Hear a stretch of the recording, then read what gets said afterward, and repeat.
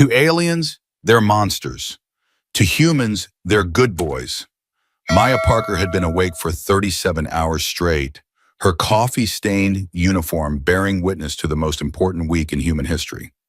At 26, she was the youngest xenolinguistics specialist ever appointed to the United Nations First Contact Protocol Team, a position she'd earned through years of grinding dedication and an almost supernatural ability to decipher communication patterns that had stumped seasoned cryptographers twice her age. Her colleagues at Stanford had called her obsessive. Her professors had called her brilliant. Today, both assessments would prove accurate. The communication center hummed with nervous energy as dozens of the world's brightest minds worked frantically to decode the steady stream of signals coming from the crystalline vessel that had appeared in Earth's orbital space exactly 72 hours, 14 minutes, and 36 seconds ago. Maya had been counting every second since the first detection. "Maya, tell me you're seeing this pattern." Dr. Harrison's voice crackled through her headset, his usually steady British accent tight with exhaustion and excitement. The 63-year-old mathematician had been her mentor since her graduate days, and she could hear decades of experience wrestling with the impossible in his voice. The progression is becoming exponentially more complex, but there's an underlying mathematical poetry to it. They're not just establishing communication. They're trying to show us something beautiful. Maya's dark eyes, rimmed with fatigue but burning with determination, scanned the cascading data streams across her three-monitor setup. The alien vessel, a breathtaking structure that seemed to shift between crystal and living tissue, roughly the size of Manhattan's financial district, hung in space like a jewel against the star field. No weapon signatures, no aggressive maneuvering, no signs of hostile intent, just those hauntingly beautiful mathematical sequences that seemed to pulse with an almost musical rhythm. "I see it, Dr. Harrison," she replied, her fingers dancing across the custom interface she'd designed for this moment. "The sequences aren't just mathematical. There's an emotional component. See how the intervals change when they reference certain concepts? It's like they're trying to convey feelings through pure mathematics."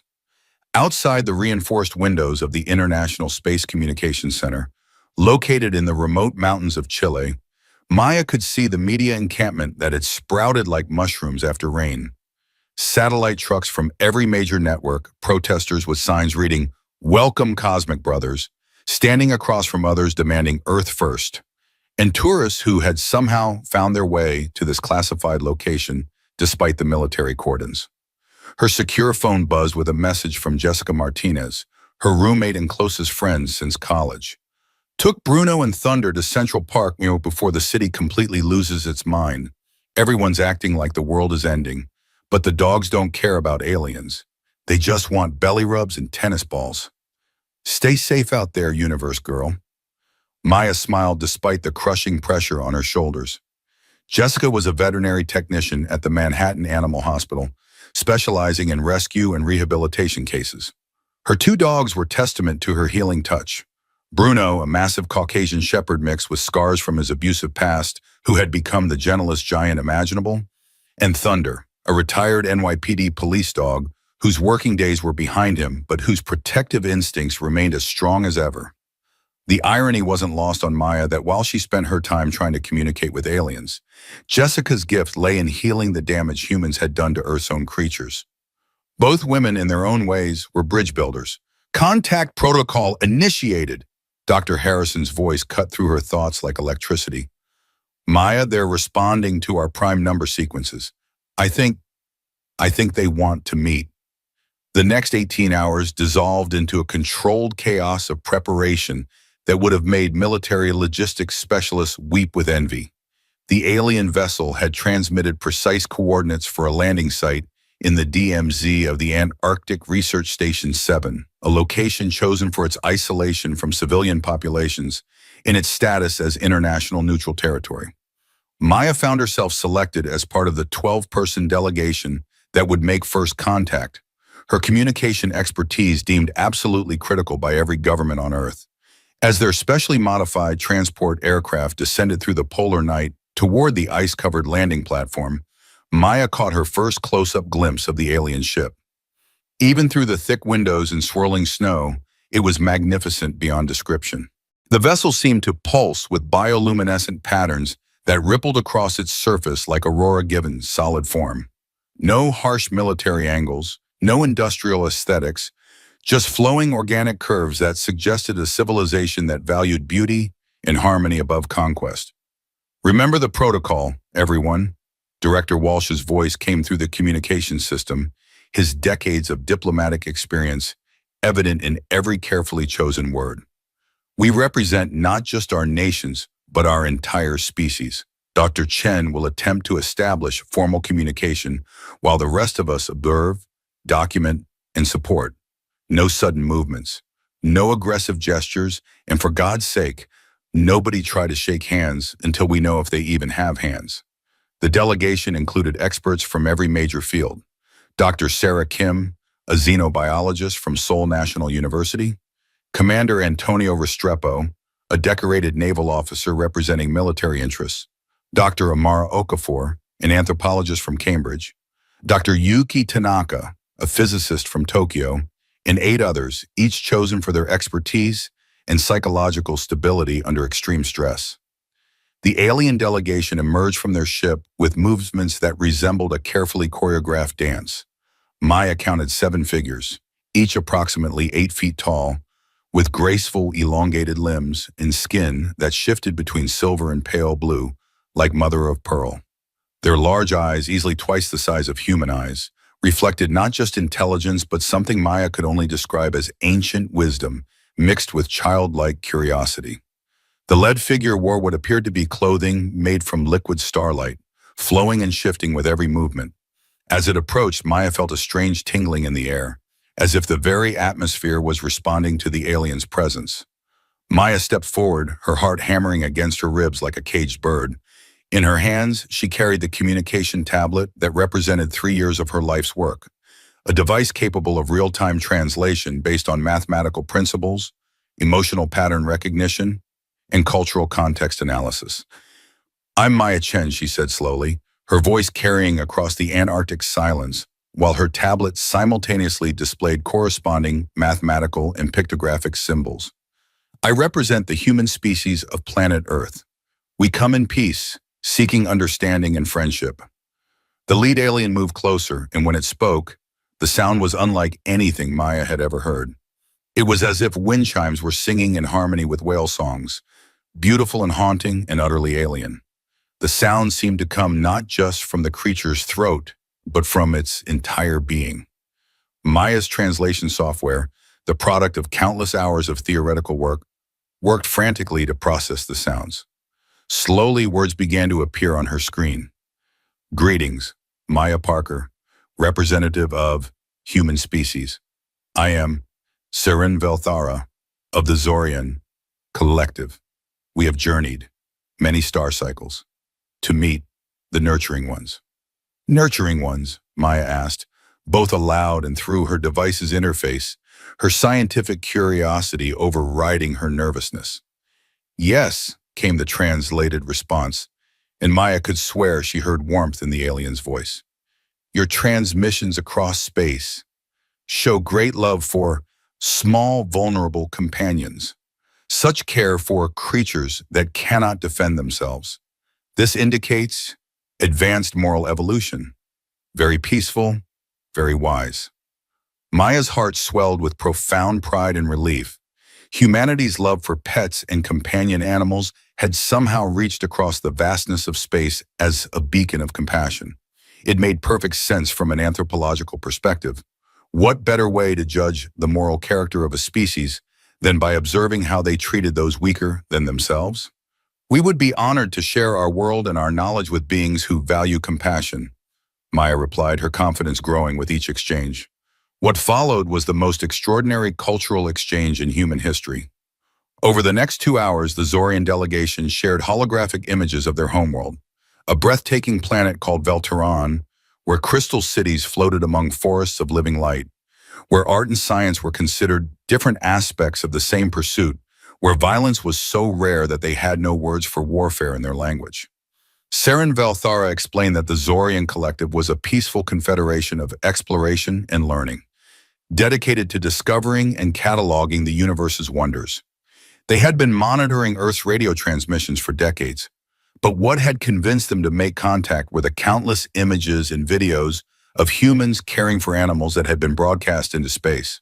In return, Maya shared carefully selected images of Earth's diversity, its stunning natural wonders, its rich cultural heritage, and most importantly, its relationship with the animal kingdom.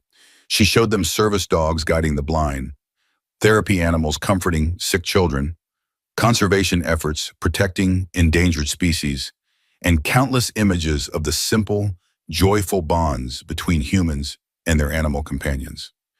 These images moved us deeply, Seren Velthara communicated, its large eyes seeming to shimmer with emotion.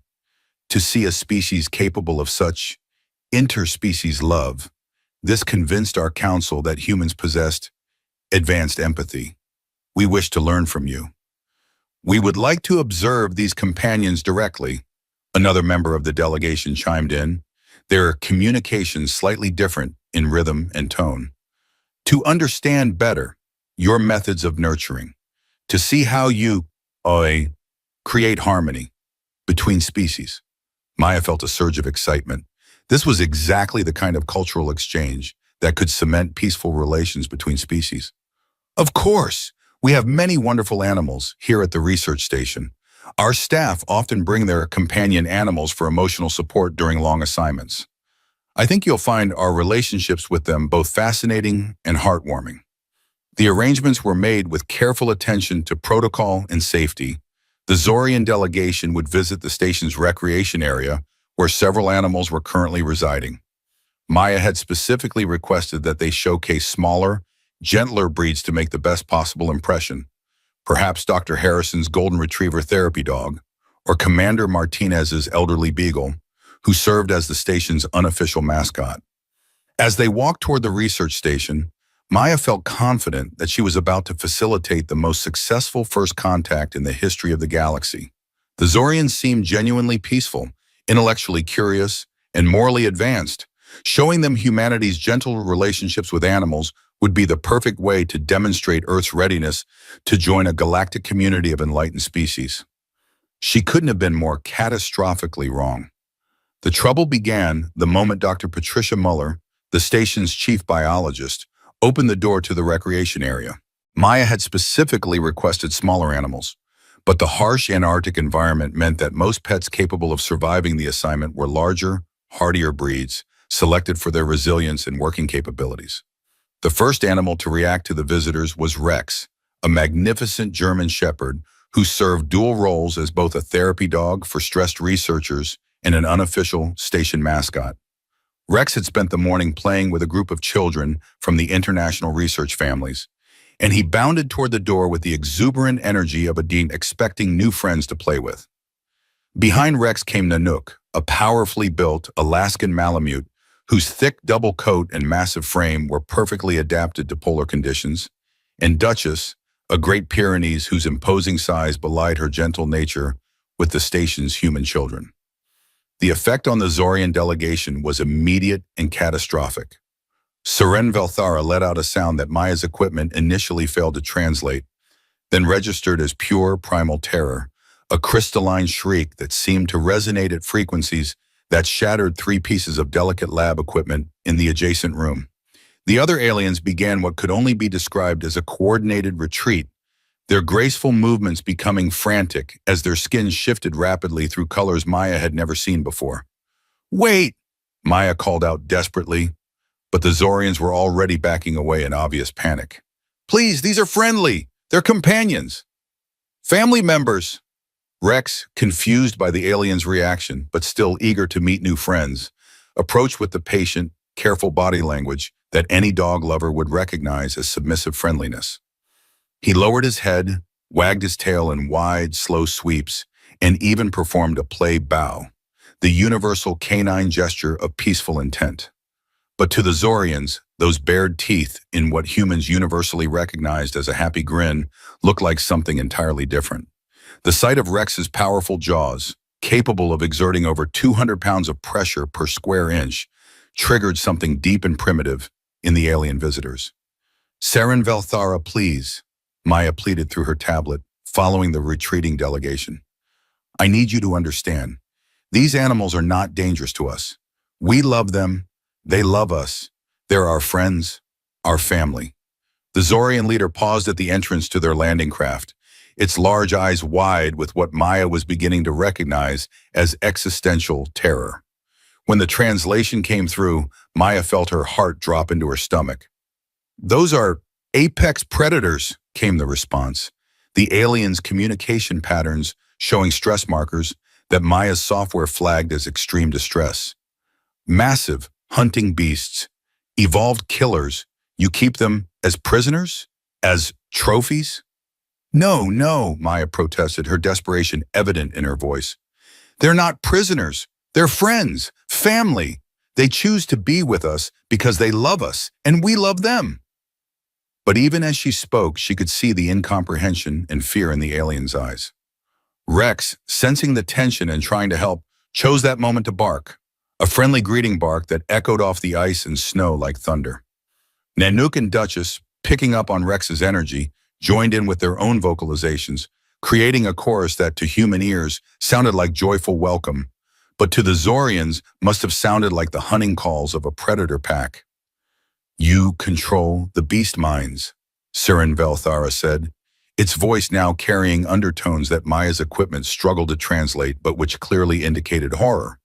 "You have psychological dominance over apex hunters.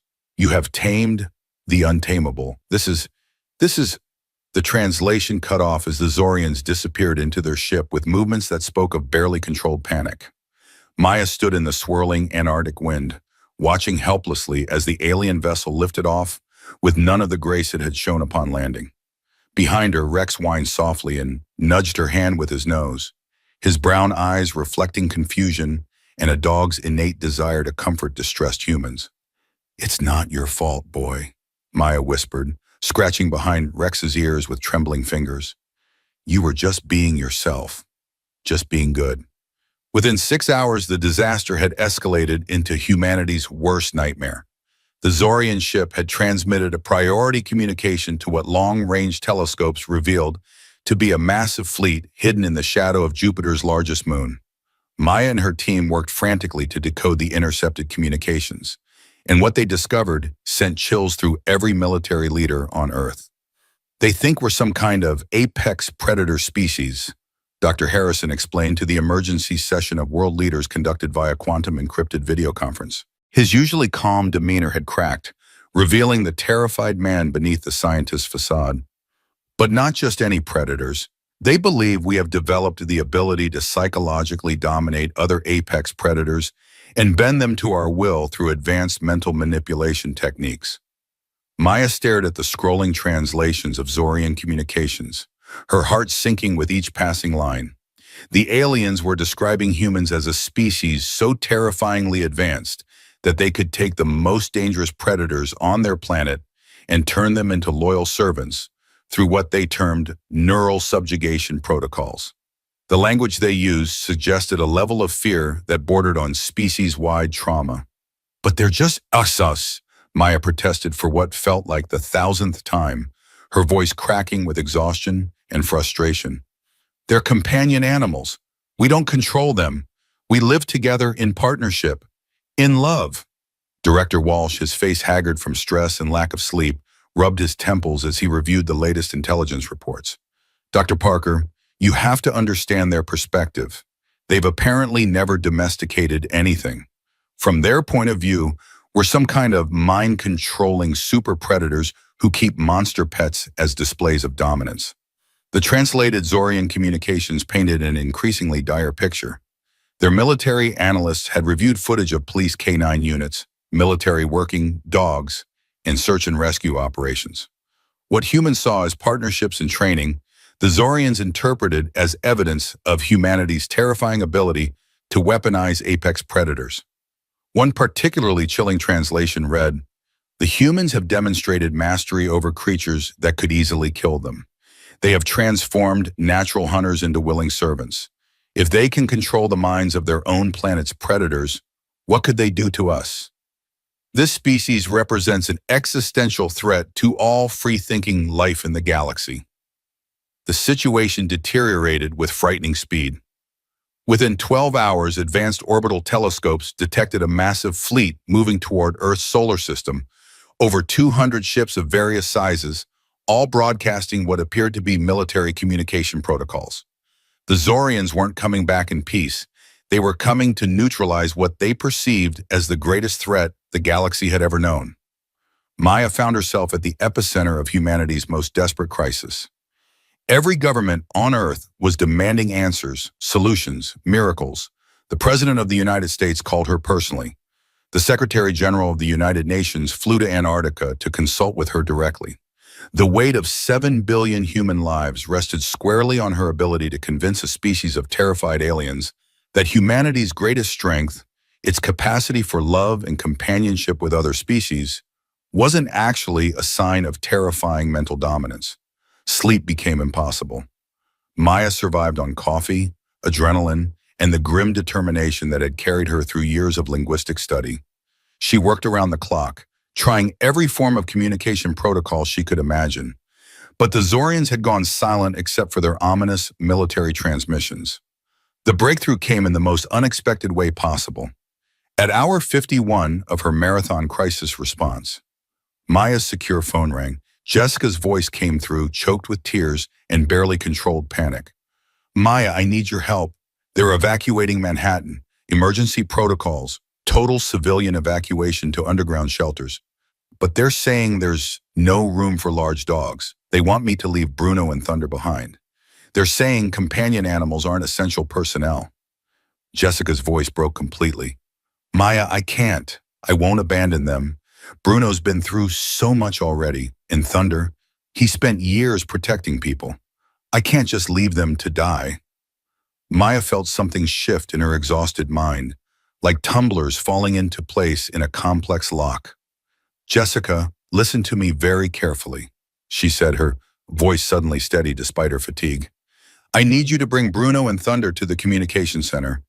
I know it sounds insane, but I think they might be the key to saving the world." "What?" "Maya, they're dogs. Sweet, wonderful dogs, but they're just—" "No," Maya interrupted, her mind racing as connections formed that she'd been too tired and stressed to see before. "They're not just dogs. They're proof. They're living evidence of everything I've been trying to explain to the Zorians. Jessica, I need you to trust me. Can you get here?" The plan that formed in Maya's exhausted mind was either brilliant or completely insane, possibly both. But with the Zorian fleet now less than 48 hours from Earth, desperate times called for desperate measures that would have been unthinkable under normal circumstances. The journey from New York to Antarctica normally took 36 hours with connections and transport logistics. Jessica made it in 18 thanks to military transport authorized by Director Walsh himself. She arrived with Bruno and Thunder in tow, both dogs remarkably calm despite the chaos surrounding them. Bruno, despite his traumatic past, had developed an almost supernatural ability to remain centered during human crisis, while Thunder's police training had equipped him to handle high-stress situations with professional composure. "Maya," Jessica said as she entered the communication center, "I hope you know what you're doing, because half the world thinks you've lost your mind." Maya hugged her friend tightly, then knelt down to greet Bruno and Thunder.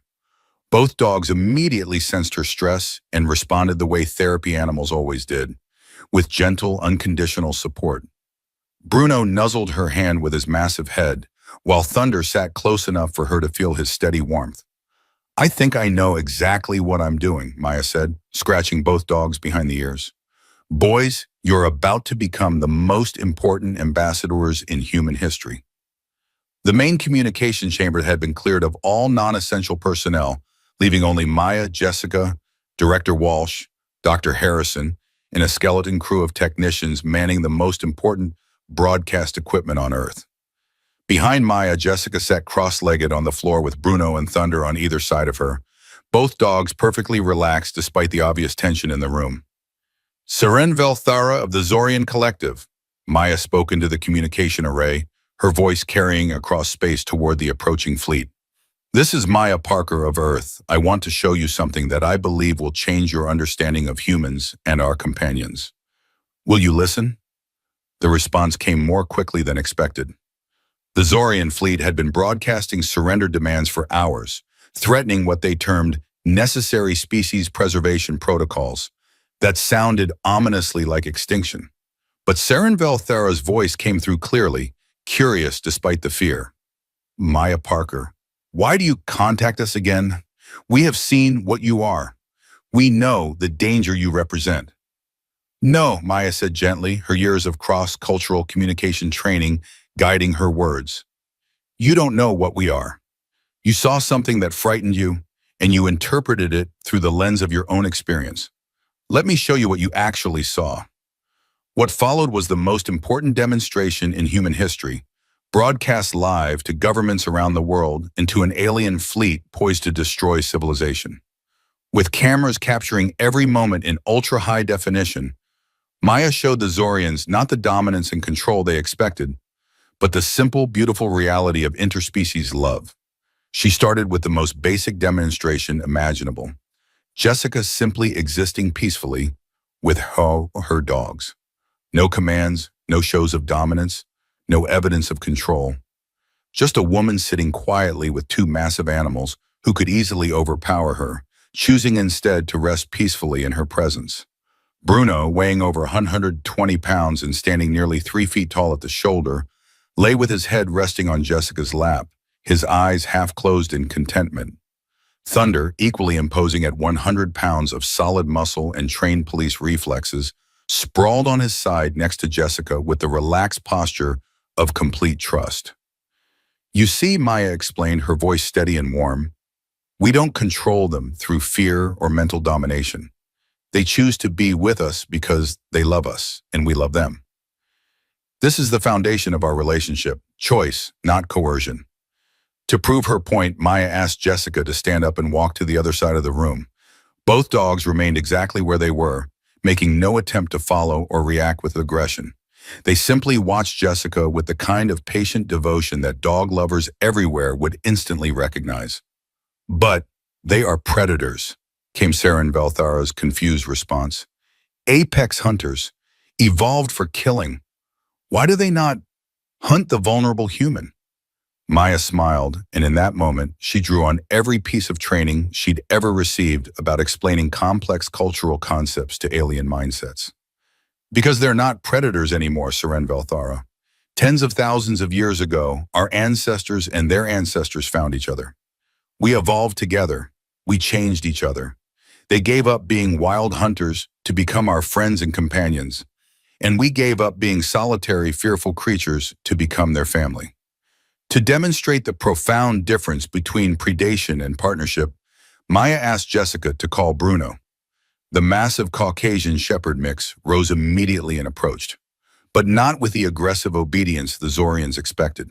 Instead, he moved with obvious joy, his entire body language expressing nothing but love for the woman who had rescued him from abuse and neglect. Watch his body language, Maya pointed out, highlighting details on the video feed. See how his tail moves?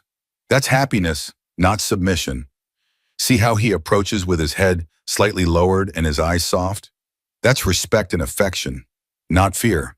He comes to Jessica not because he has to, but because being near her makes him happy. Maya then demonstrated what she knew would be the most convincing proof of her argument. She asked Jessica to lie down on the floor, making herself completely vulnerable to the two massive dogs. Any true predator would see this as an opportunity to attack. Instead, Bruno and Thunder immediately moved to protective positions around Jessica, with Thunder actually placing his body between Jessica and the door in an instinctive guarding posture. They're protecting her, Maya explained, her voice thick with emotion. These apex predators you fear so much have chosen to dedicate their lives to protecting the humans they love. Bruno was abused by cruel humans before Jessica rescued him, but he still chose to trust and love again. Thunder spent years as a working son of protecting people, and now he spends his retirement playing with children and bringing comfort to the elderly. As if summoned by her words, Thunder lifted his massive head and looked directly at the camera. For a moment, his dark, intelligent eyes seemed to look across the vast emptiness of space at the aliens who feared him. Then he yawned widely, showing all his formidable teeth, and settled back down for a nap with the relaxed sigh of a creature completely at peace. He's Not afraid, Saren Velthara's voice came through, wonder beginning to replace terror in the alien's communication patterns. You are small, fragile, but he protects you rather than consuming you. Exactly, Maya said softly. He's not afraid of us because he knows we love him, and we're not afraid of him because we know he loves us. That's what you detected in our transmissions, Saren Velthara. Not control, not dominance, not mind manipulation. Love. The silence that followed stretched for long, agonizing minutes. Maya could see the tension in every face in the control room, could feel the weight of the entire world holding its breath. In the background, she could hear the soft sounds of Bruno and Thunder breathing, two gentle giants whose simple existence had become the fulcrum on which human survival balanced. Then Saren Velthara spoke again, and Maya detected something new in the alien's voice. Scientific curiosity warring with deep-seated fear. This is difficult for us to comprehend. On Veltaran, we care for small creatures, harmless ones that pose no threat, crystal butterflies that sing in harmonics, gentle grazers that tend our gardens. But these, your companions, they possess the capability to destroy you easily, yet they choose protection instead of predation. Yes, Maya agreed, seizing on this opening. They could hurt us if they wanted to, just like we could hurt them if we chose to. But we don't want to, and neither do they. That's what makes us family rather than master and slave. Maya made a decision that would either save the world or doom it forever. She asked Jessica to perform the ultimate demonstration of interspecies trust, a simple action that would prove beyond doubt that the relationship between humans and dogs was based on love, not fear. Jessica pulled a treat from her pocket, a simple dog biscuit that cost less than $1, but which now carried the weight of human civilization. She held it out to Bruno, who approached with his tail wagging. The massive dog opened his jaws, those same powerful jaws that had terrified the Zorians, and with incredible gentleness, took the treat without even brushing Jessica's fingers with his teeth. A predator taking food would bite first and worry about consequences later, Maya explained, her voice carrying the weight of absolute truth. A controlled slave would snatch the food aggressively, driven by fear of punishment. But a friend, a family member, is gentle because he doesn't want to hurt the one he loves. The response from the Zorian fleet was immediate, but completely unexpected. Instead of standing down, the alien ships began broadcasting what Maya's equipment translated as excited, rapid-fire conversations. Ships that had been in rigid attack formation suddenly broke apart, regrouping into what appeared to be scientific observation patterns. Maya Parker, Saren Velthara's voice came through, and now Maya could hear something entirely new in it, amazement, wonder, and the kind of excitement that scientists felt when confronted with a completely new paradigm. This changes everything we thought we knew about species interaction. We must study this. We must understand. May we return? Can we meet these friends in person? The second first contact took place under completely different circumstances. This time, the Zorian delegation approached the research station with the careful reverence of scientists encountering a phenomenon that challenged the very foundations of their understanding of life in the universe. Maya had arranged for the gentlest possible reintroduction, selecting just one animal for the initial meeting. Sunny, Jared Harrison's 8-year-old golden retriever, who had spent her entire life specializing in making nervous humans feel better. If anyone could win over a delegation of terrified aliens, Maya reasoned, it would be Sunny. The Zorians approached in their characteristic flowing formation, but their body language was completely transformed.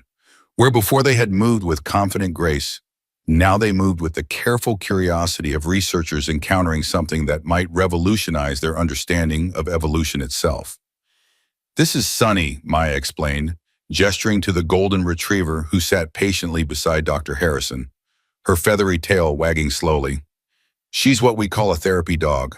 Her life's work is making sad or frightened people feel better. Saren Velthara approached slowly, those large eyes fixed on Sunny with the intensity of a scientist studying a completely new form of life. She is smaller than the others we observed, but still descended from predators? Her distant ancestors were hunters, yes, Maya admitted, but Sunny has never hurt anything in her life.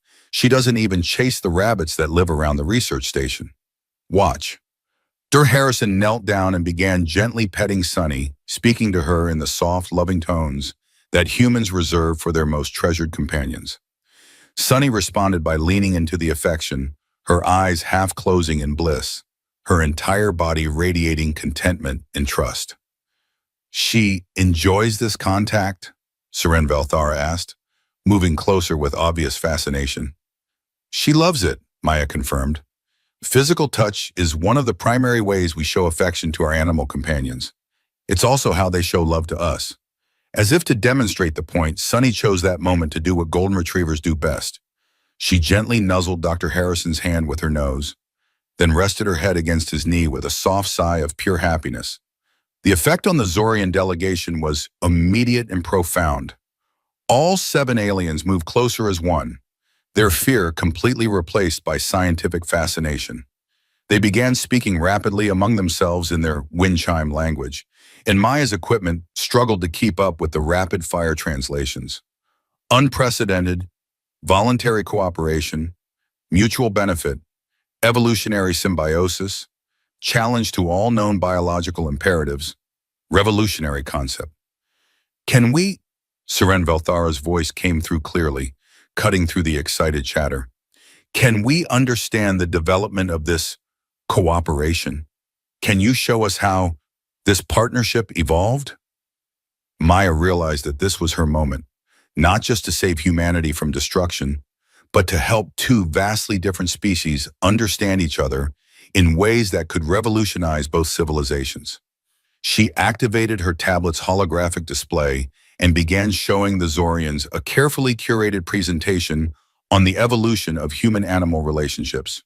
She started with archaeological evidence, ancient cave paintings showing humans and wolves hunting together, burial sites where humans and dogs were interred side by side, evidence of selective breeding that showed conscious cooperation rather than domination.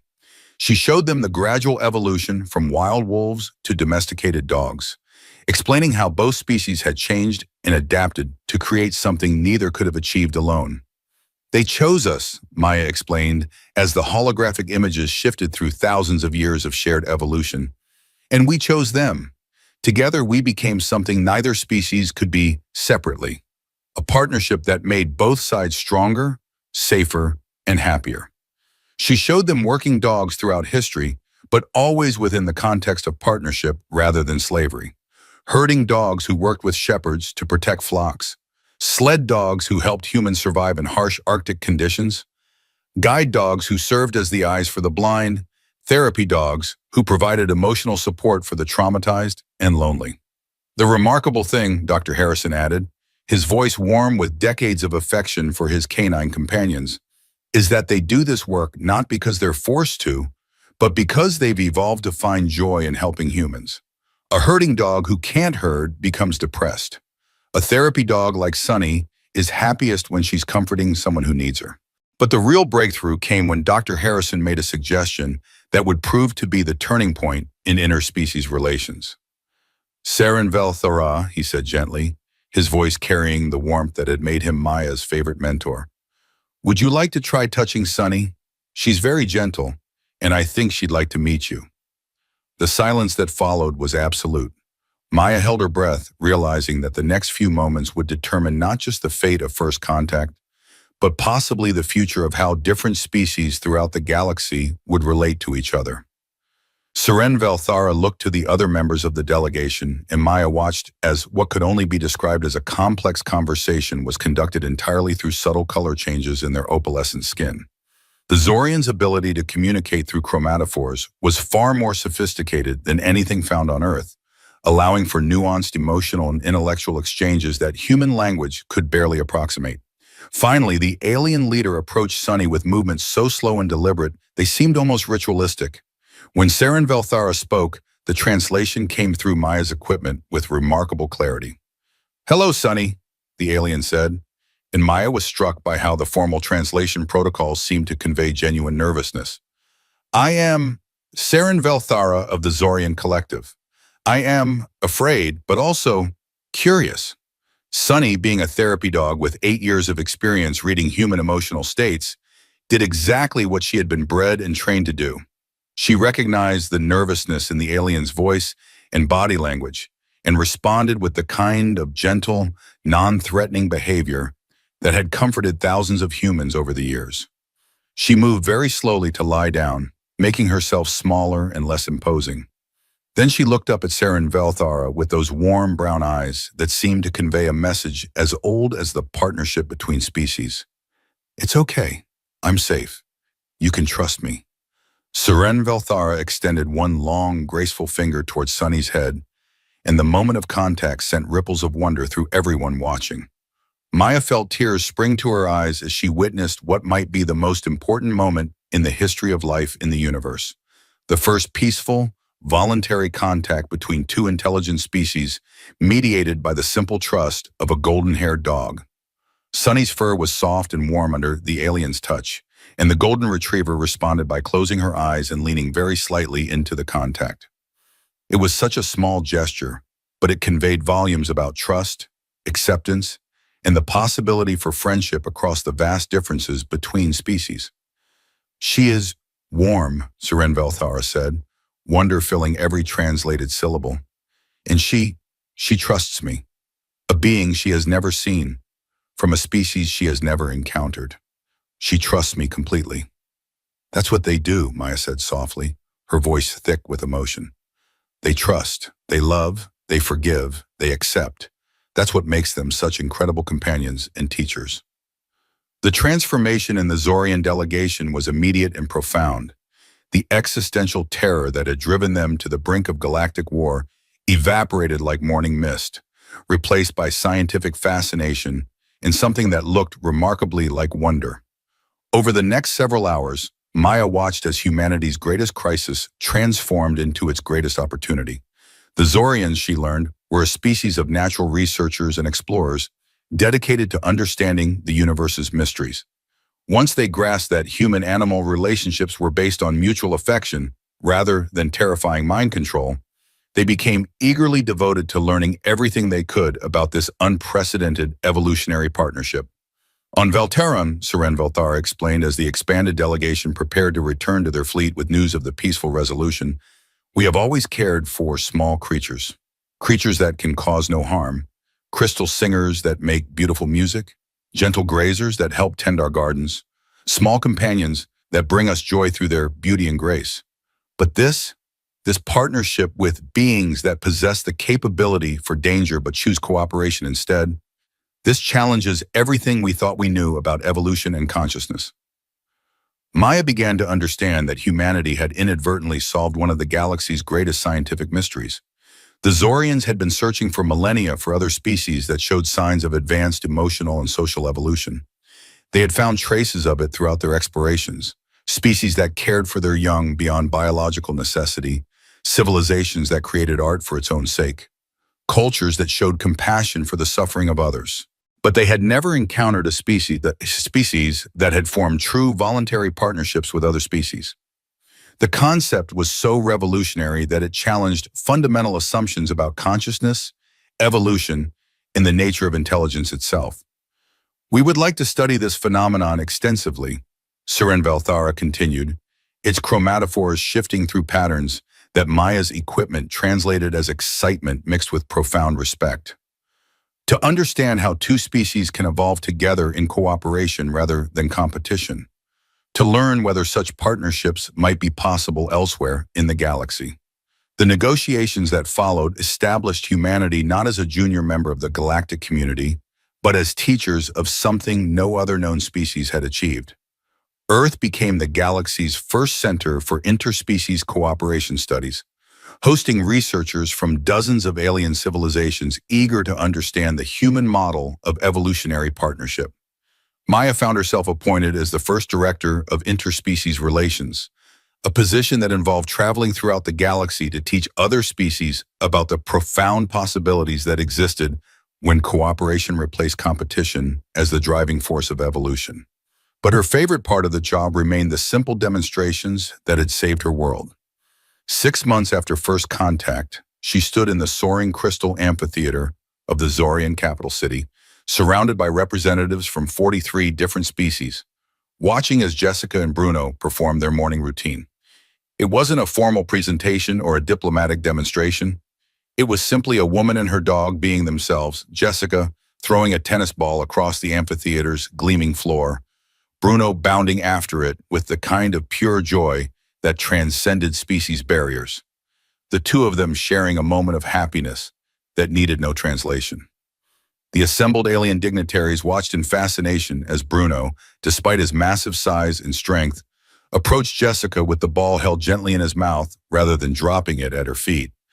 They observed as Jessica rewarded him not with commands or dominance displays, but with enthusiastic praise and affectionate scratches behind the ears that made the big dog's tail wag like a flag of pure contentment. "You see," Maya addressed the gathering, her voice carrying the confidence of someone who had helped reshape the galaxy's understanding of consciousness itself. "We call them good boys and good girls, not because we control them, but because we love them, and they love us back.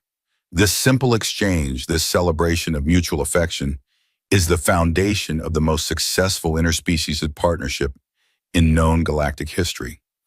In the months and years that followed, the galaxy began to change in ways that no one could have predicted. Species that had never considered cooperation with other life forms began to explore the possibilities with scientific rigor and growing excitement. The Zorians established comprehensive research programs to study whether similar partnerships might be possible on their own world. The crystalline Ithomori began experimenting with domestication of their world's gentle energy creatures. The aquatic Delmathian started forming cooperative relationships with their planet's intelligent coral networks. Maya often reflected on the profound irony that humanity's greatest diplomatic crisis had been resolved not through advanced technology, complex negotiations, or military might, but through the simple truth that love was stronger than fear. The capacity for gentleness, for choosing partnership over dominance, had proved to be humanity's greatest strength rather than a vulnerability. The galaxy had been terrified of humanity because they had fundamentally misunderstood what they were seeing. Military working dogs, police K-9 units, and search and rescue teams had been interpreted as evidence of humanity's ability to weaponize apex predators through advanced mind control. But once the Zorians understood that these relationships were based on mutual love, trust, and partnership, everything changed. Humanity became known throughout the galaxy not as a species of terrifying mind controllers, but as a species that had learned the most important lesson in the universe. That true strength came not from the ability to dominate others, but from the wisdom to choose cooperation, love, and mutual support. And at the center of it all were Earth's good boys and good girls, the koi, cats, horses, birds, and countless other animals who had chosen to partner with humanity not because they were forced to, but because they wanted to. They had shown the galaxy that evolution's greatest achievement wasn't the development of weapons, technology, or conquest, but the development of love that transcended the barriers between species. Maya's final report to the Galactic Council, submitted 2 years after first contact, was both simple and revolutionary. The humans and their companions proved that intelligence and strength without compassion lead to isolation and fear. But intelligence and strength combined with love, trust, and mutual respect lead to partnerships that make all participants stronger than any could be alone. This is the lesson Earth offers to the galaxy, that the future belongs not to those who conquer, but to those who choose to love. As she submitted the report from her office overlooking the new Interspecies Cooperation Research Center in what had once been Central Park, Maya watched through the window as children from a dozen different worlds played together in the park below. Human children ran alongside young Zorians, their games refereed by therapy dogs whose gentle patience extended to alien visitors just as readily as it did to human friends. Bruno and Thunder were there, of course, their massive forms moving carefully among the smaller beings, their tails wagging as they facilitated friendship across species lines that had never been crossed before.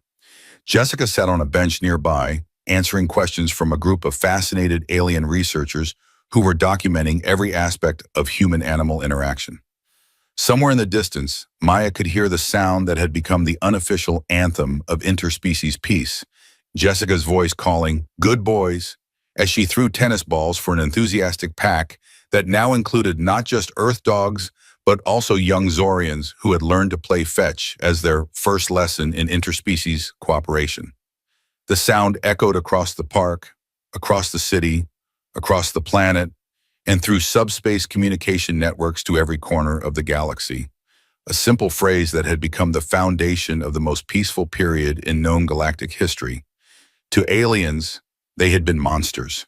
Terrifying evidence of humanity's power to dominate and control. To humans, they were good boys and good girls, beloved companions who made life richer and more joyful. But to the galaxy, they had become something even more precious, teachers of the most valuable lesson the universe had ever learned. That love, not fear, was the force that could bring different species together. That trust, not control, was the foundation of true strength. That cooperation, not conquest, was the path to a future worth building. And that sometimes the most important breakthroughs in the history of consciousness came not from advanced science or complex philosophy, but from the simple, revolutionary act of a dog choosing to love a human and a human choosing to love them back. The crisis that had nearly led to interstellar war became the foundation of an era of unprecedented peace and cooperation. All because a woman named Jessica loved her rescue dogs enough to refuse to abandon them when the world was ending, and because those dogs loved her enough to show the galaxy what family really meant. Maya smiled as she watched Bruno carefully mouth a ball thrown by a young Zorian child, his massive jaws handling the toy with the same infinite gentleness he would show to a soap bubble. Thunder sat patiently while a delegation of crystal-singing Aethamori practiced the human art of petting, the retired police dog's eyes half closed in the kind of contentment that needed no translation. In the end, humanity's greatest ambassadors weren't its diplomats, scientists, or world leaders. They were its good boys and good girls, proving every day that the strongest bonds in the universe weren't forged through dominance or control, but through the simple, revolutionary choice to love instead of fear, to trust instead of suspect, and to build bridges instead of walls.